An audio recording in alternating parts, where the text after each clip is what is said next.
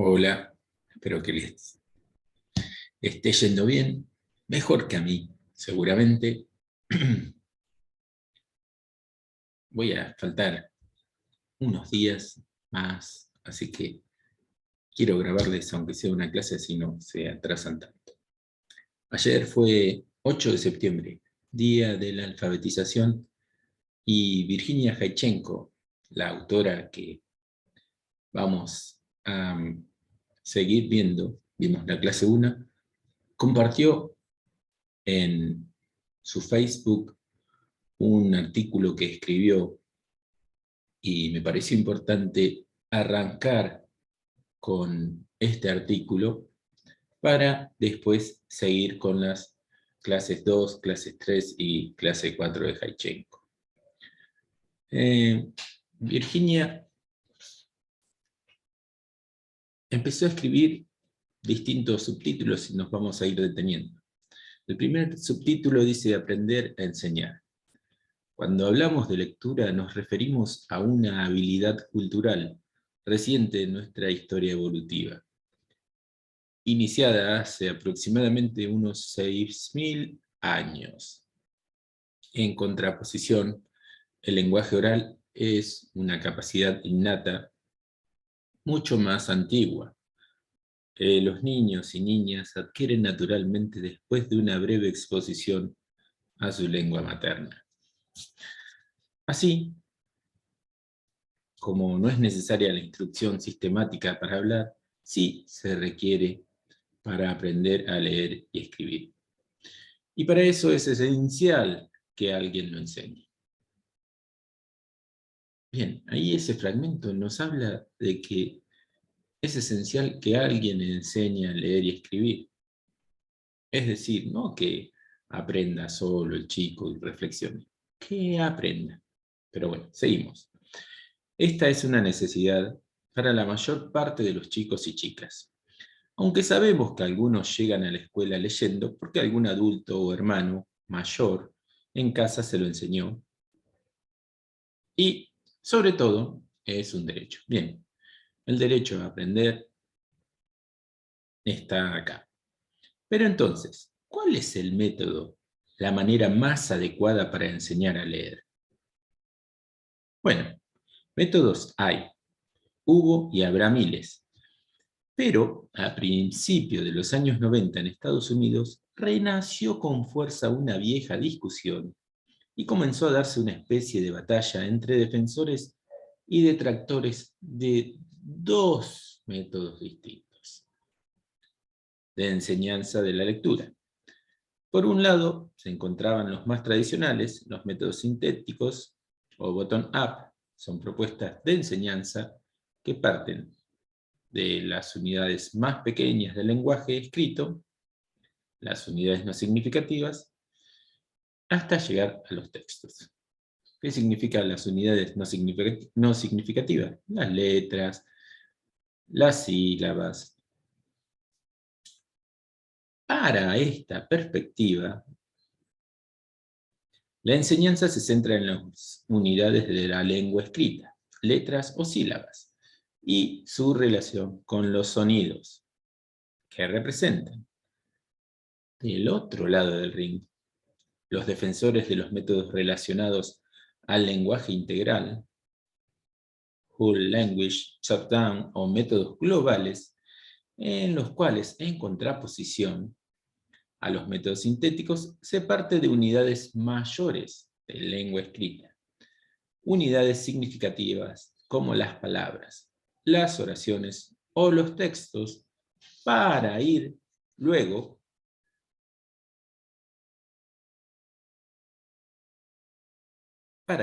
analizando y aprendiendo las letras y sus sonidos, los ya mencionados grafemas y fonemas. Los globalistas nos dicen que una vez que los chicos han tenido un número considerable de experiencias con textos, van a ir descubriendo y reconociendo los elementos más simples de la escritura, sílabas o letras, y su relación con los sonidos que representan.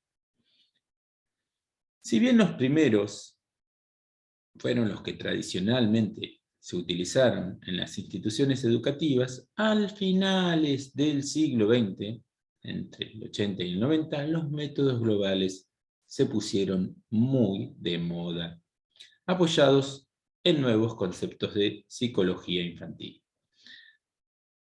Es que sí, es cierto, los métodos tradicionales resultaban tediosos y aún se asocian, a horrorosas prácticas medievales de educación. Los métodos globales, por otra parte, venían de la mano de toda una revolución educativa, la nueva escuela europea, y traían ideas refrescantes a la pedagogía en general y a la enseñanza de la lectura en particular. Para ellos, el aprendizaje de la lectura es un proceso que se desarrolla naturalmente a partir del contacto con el material escrito. Y al no haber una relación causal entre la enseñanza y el aprendizaje de los niños, no parece necesaria una instrucción sistemática. O sea, no hace falta que ningún maestro te esté machacando el bocho con la S suena zzz. Tan poca bolilla les dieron los globalistas a los que ellos llamaban unidades no significativas del lenguaje, escrito que en 1982 el profesor de la Universidad de Arizona, Kenneth Goodman, uno de los mayores exponentes de este método, dijo que la lectura es en realidad un juego psicolingüístico de adivinanzas. Es decir, que el lector, centrado en la búsqueda de significado mientras lee un texto, no necesita reconocer ni las letras ni las palabras escritas, sino que, gracias a pistas del texto, va adivinando muchas de las palabras. Bien, ese método global, esa parte del método global se le dice adivinación psicolingüística. Ahora vamos a ver también un método global, el método Glendoman, que tiene que ver más con las palabras, pero no adivinándolas, sino memorizándolas. Bien, ahora bien, nuestro sentido arácnido de lectores nos dice que si nos basáramos en el proceso que plantea Goodman para leer, meteríamos mucho la pata. Veamos el siguiente ejemplo.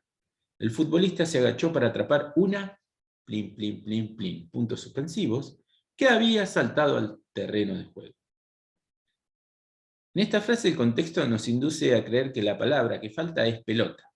Es decir, el futbolista se agachó para atrapar una pelota que había saltado al terreno de juego. Sin embargo, la oración original decía esto: el futbolista se agachó para atrapar una rana que había saltado al terreno de juego. Fíjense cómo el contexto acá engaña. O sea, si el chico tiene que hacer una adivinación psicolingüística, se va a equivocar porque va a asociar a la cancha de fútbol una pelota. Pero sin embargo, es una rana. La idea de la lectura como un juego de adivinanzas no obtuvo mucha evidencia científica a favor. Por un lado, algunas investigaciones mostraron que depender demasiado de los indicios semánticos contextuales que da un texto podría llevarnos a leer incorrectamente muchas palabras. Por otra parte, varios estudios que registran los movimientos oculares mientras leemos señalaron que nuestros ojos se posan en casi todas las palabras que aparecen en un texto por aproximadamente un cuarto de segundo en cada una. Cuando esto sucede, la fobia, la parte del ojo que tiene más receptores para la visión, neuronas especializadas, analiza todas y cada una de las letras de la palabra. Mientras vamos leyendo el texto, saltamos solo, algunas veces, las palabras funcionales, I con D. Serían los conectores. De hecho, a esas tampoco las saltamos de todo, sino que las detectamos con la parafobia, otra parte del ojo cercana a la fóvea, pero con menos neuronas receptoras de luz, que nos permite ver en los sistemas de escritura que se leen de izquierda a derecha, un poco a la derecha de donde la fóvea está enfocada. Bien, esto es bien neurolingüística. En síntesis, lo que las investigaciones científicas dicen es que una vez que adquirimos la habilidad, leer es mucho más fácil y efectivo que adivinar. O sea, ahí está diciendo que leer nos va a dar una autonomía y una facilidad mucho mejor que esta adivinanza psicolingüística que proponen los métodos globales. Pero vamos a seguir.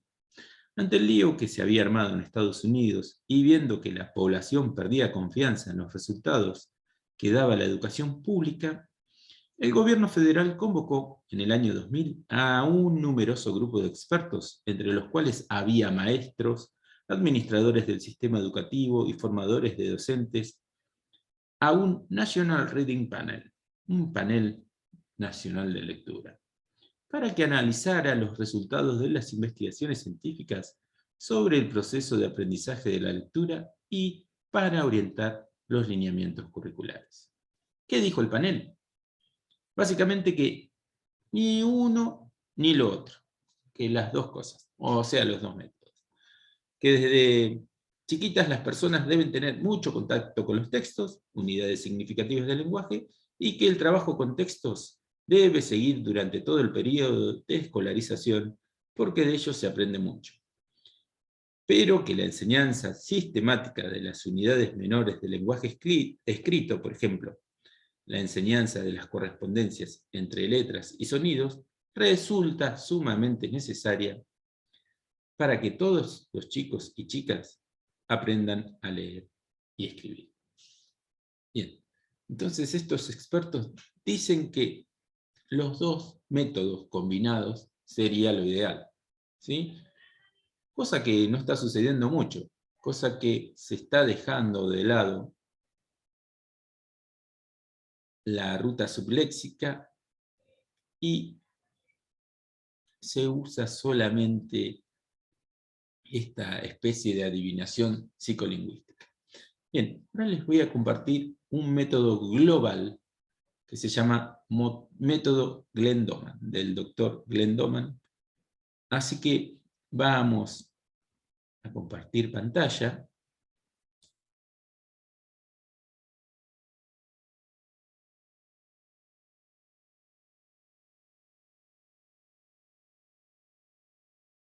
Doman es un método que nace con el propósito de ayudar a los niños con lesiones cerebrales en su proceso de aprendizaje.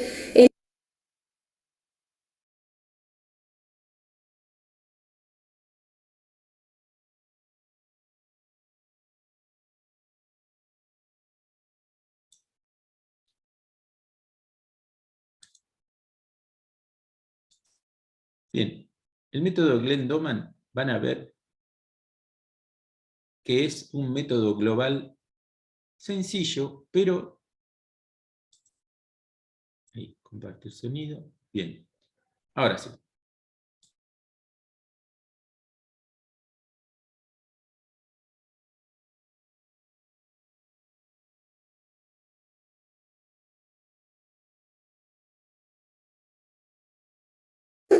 ¿Sabías que los niños que aprenden inglés son más creativos? En Open English Junior tenemos una oferta especial. Para ayudar Sonrisas de bolsillo, yo soy Lorena Niños. El método Doman es un método que nace con el propósito de ayudar a los niños con lesiones cerebrales en su proceso de aprendizaje. El doctor Glenn Doman, al trabajar con estos niños, descubre que se desarrollaron igual o mejor que los niños sanos, por lo que decidió aplicar su método para el resto de las niñas y de los niños. Así que creó los bits de inteligencia, que son unidades de información, y su metodología se basa en mostrar información visual y auditiva de forma rápida y mediante tarjetas con la información, repitiendo las sensaciones cortas y con entusiasmo para atraer la atención y motivación por parte de los niños. El método Doman se subdivide en programas de inteligencia, programa musical, de matemáticas, del segundo idioma y del que yo te hablo ahorita, del programa de lectura. El método te da la opción de adaptarlo según tus necesidades. así que yo te muestro lo que a mí en lo personal me funciona con mis alumnos. Yo preparo mi material según el tema que veré en mi clase. Por ejemplo, si veo el proyecto de la familia, mis palabras son mamá, papá, familia, hermano y bebé. El método dice que debes presentar 5 palabras que quieres que el niño aprenda, referido a un solo tema o campo semántico. Pueden ser sobre países, animales, verbos, colores. Eso ya dependerá de lo que tú decidas. Te enseño cómo yo presento mis palabras. Tortuga, perro, gato, ratón, conejo. Estas palabras están escritas en color negro porque mis alumnos tienen 3 y 4 años. Para los niños menores de 1 año debes escribirlas con color rojo para llamar su atención. Debes presentarles las tarjetas en 3 momentos. Yo lo hago después de saludarnos, después del desayuno y antes de irnos a casa. Pero tú puedes buscar los momentos en donde tus niños estén más concentrados. Atrás de cada tarjeta está escrita la palabra que muestras. Esto es para que no tengas que voltearlas cuando las presentas. Las primeras 2 veces que presento las tarjetas solo me escuchan y la última les digo que me ayuden a leerlas. Así las repiten conmigo. Recuerda de vez en cuando cambiar el orden. Cuando presentes las tarjetas debes hacerlo con entusiasmo y al final decirles que estuvieron muy bien. Doman decía que se debe disfrutar el método para que funcione. Recuerda que el objetivo del método es darle la oportunidad al niño de desarrollar sus capacidades, así que te invito a intentarlo. Verás que tendrás muy buenos resultados. No olvides suscribirte y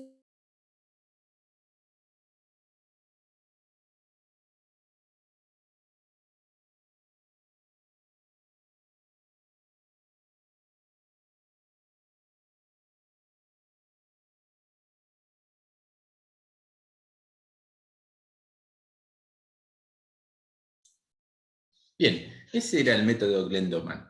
Ahí pudimos observar cómo a través de carteles grandes se les va mostrando el cartel con la palabra y además se les lee esa palabra.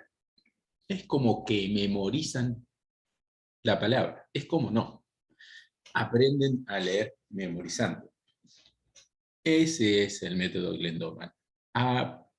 Empiezan por la palabra y después se les va a ir agregando oraciones. El método Glenn-Doman, totalmente método global, como para que ustedes vean la gran diferencia entre enseñar unidades mínimas y empezar con la correspondencia entre grafema y fonema, y este método que es bastante recomendable generalmente para los chicos de nivel inicial, si se quiere. Si ustedes dicen, profe, ¿y este método global dónde podríamos usarlo? Y úsenlo en nivel inicial. Por ejemplo, si los chicos tienen que aprender nombres, aprender el nombre de memoria, está bien. Si los chicos tienen que aprender lugares del jardín, lo pueden aprender. Por ejemplo, le ponen biblioteca, y los chicos tienen que adivinar dónde dice biblioteca, lo pueden aprender, ¿sí? Este método global sería más indicado para chicos pequeñitos de nivel inicial. Pero después, en primaria, deberían buscar la autonomía que les da otro método, como es el de la ruta subléxica, que le permite tener autonomía, ya que puede descifrar esa correspondencia entre grafema y fonema. ¿Qué pasa en Argentina según Virginia Haychenko? Lo que pudimos concluir a partir de las lecturas de los trabajos del Panel Nacional de Lectura es lo que muchos pedagogos importantes nos vienen diciendo hace rato. 1. Que existen procesos de aprendizaje que parecen simples, pero resultan sumamente relevantes para construir otros saberes. En el caso que nos toca, las correspondencias entre las letras y sus sonidos, por ejemplo, y merecen toda nuestra valoración. Bien, o sea, La correspondencia entre grafemas y fonemas es difícil de explicar, pero les va a dar la autonomía a los chicos y la independencia de todo tipo de contexto, es decir, no van a tener que hacer adivinaciones. 2. Que los aprendizajes que requieren ejercitación o memorización no son contrarios al logro de aprendizajes significativos. Es decir, aprender que la S suena S es muy importante para poder leer 100 años de soledad, pero también para escribirla, o para escribir artículos científicos, o cartas de amor, o lo que sea.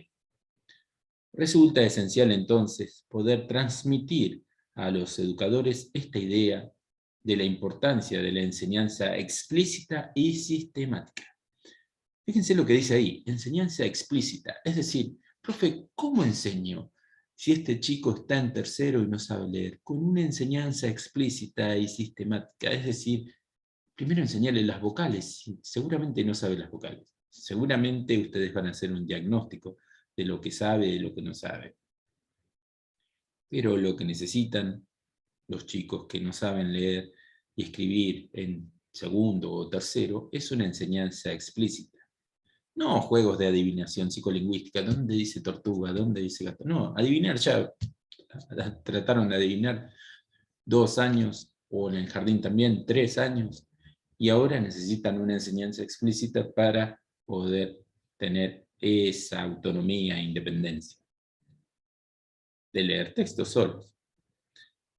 Resulta esencial entonces poder transmitir a los educadores esta idea de la importancia de la enseñanza explícita y sistemática, porque es cierto que si un niño nace y crece en una familia en la cual los adultos leen y escriben todo el día, e incluso usan esas habilidades para que la familia se sostenga económicamente, y además esos adultos le leen asiduamente a ese niño, probablemente, dice probablemente, aprenda a leer y escribir de cualquier manera.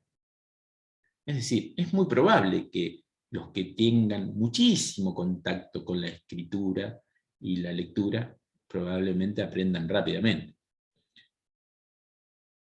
En estos casos, quizá, si los chicos descubran solos o con poquito ayuda las correspondencias entre letras y sonidos a partir de las repetidas exposiciones de material escrito. ¿Qué es lo que dice Jaichenko? Que estos chicos que tienen muchísima exposición, por ahí sí aprenden a leer con un método global.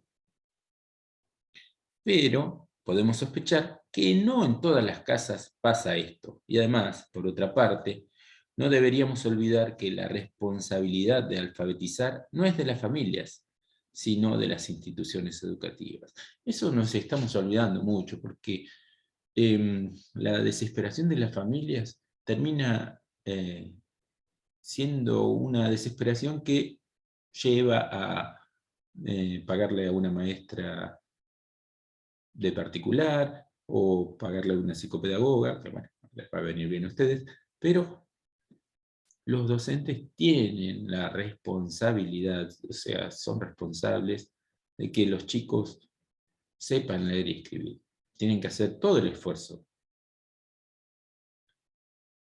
Si las instituciones educativas se ocupan de enseñar de un modo sistemático a leer, la situación específica de cada familia no resultaría determinante para el desarrollo del proceso de alfabetización de los chicos. ¿Qué significa esto que dice Jaichenko? Que si las instituciones educativas se dedicaran también a enseñar explícitamente la correspondencia entre grafemas y fonemas, no sería necesario que las familias se hagan cargo de decir, esta es la A, esta es la E, esta es la...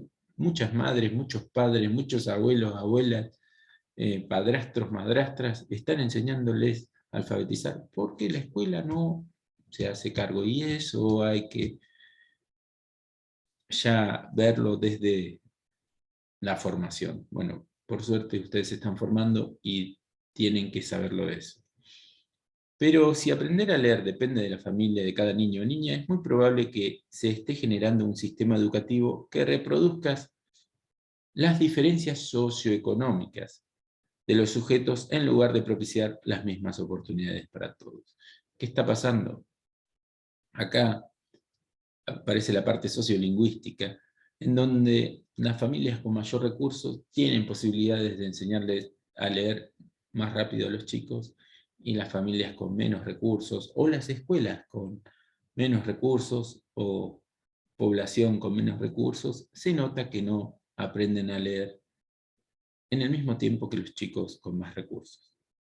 De hecho, los resultados de las pruebas Aprender que comenzaron a administrarse en el año 2016 en Argentina para medir el nivel de aprendizaje de los estudiantes señalaron la existencia de una importante brecha entre niños de diferentes sectores socioeconómicos. Bueno, ustedes lo ven en las prácticas. Las escuelas de diferente sector socioeconómico son, o socioeconómico más bajo, son las que tienen más chicos que no aprendieron a leer y escribir. Es lamentable decir esto, pero pasa.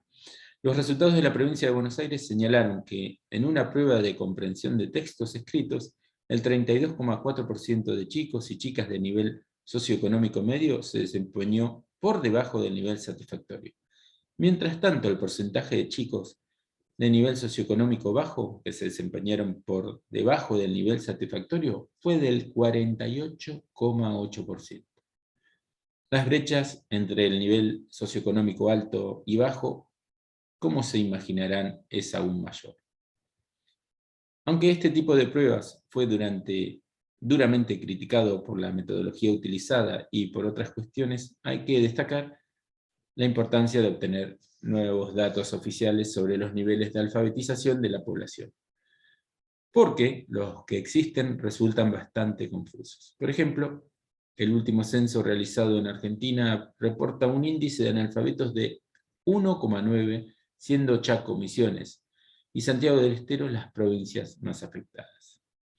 La correlación entre los índices de analfabetismo y de pobreza nos dicen que casi todos los analfabetos son pobres.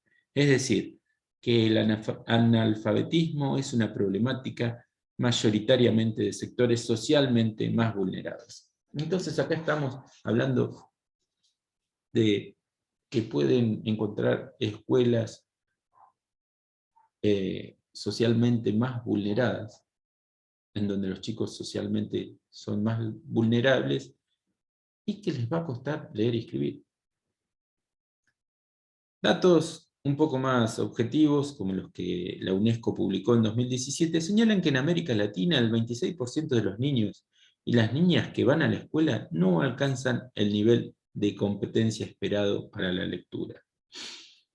En línea con estos resultados, en un estudio que se realizó hace unos años, en diferentes zonas del conurbano bonaerense, con 100 niños de tercero a sexto grado de la escuela primaria y de nivel socioeconómico bajo, se encontró que el 28% de los niños de tercer grado no podían escribir al dictado más de 3 palabras de estructura fonológica simple, como mesa o sapo. El 28%, chicos, chicas, de los chicos de tercer grado. Y que un 10% de niños de sexto grado no lograba hacerlo con más de 10 en la misma condición. Palabras de estructura fonológica simple, como mesa o sapo, no podían escribirlo. En tercer grado, 28%, es muchísimo. Pero ojo, si bien nos tienta a echarle la culpa a estos niveles de aprendizaje, a la pobreza tenemos una mala noticia. La pobreza por sí sola no genera analfabetismo.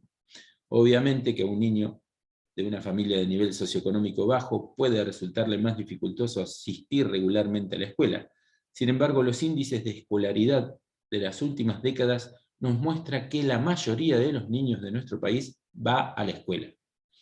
Por otra parte, existen estudios que nos muestran que si la propuesta educativa es de calidad y sistemática, a pesar de sufrir carencias materiales, los chicos de estos sectores aprenden a leer sin problemas.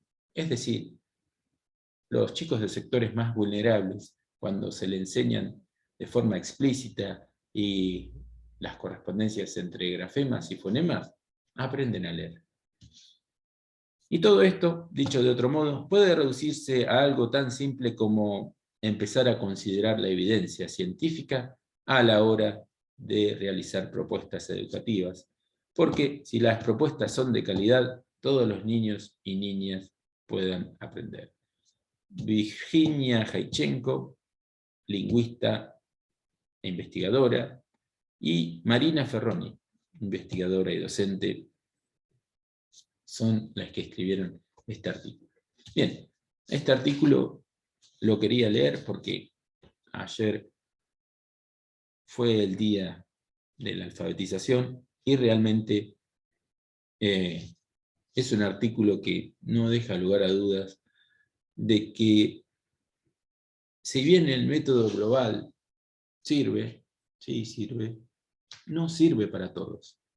Y acá Jaichenko nos dice, ojo, que hay familias que pueden introducirlos en la lectura y en la escritura porque les dan muchas horas de lectura y escritura, pero otras que no tienen esa cantidad de horas y que por ahí no tienen la oportunidad de que los padres le enseñen explícitamente esas correspondencias entre grafemas y fonemas, o el abecedario, o las vocales, van a dificultar el aprendizaje y la autonomía para poder leer y escribir. Bueno, chicas, espero haber sido claro. Y bueno, no sé cómo va a seguir esto, el tema de mi rodilla, pero bueno, estoy rengueando.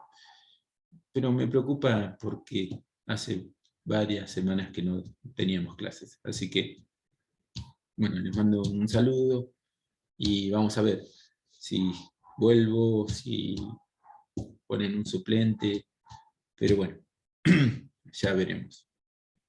Saludos.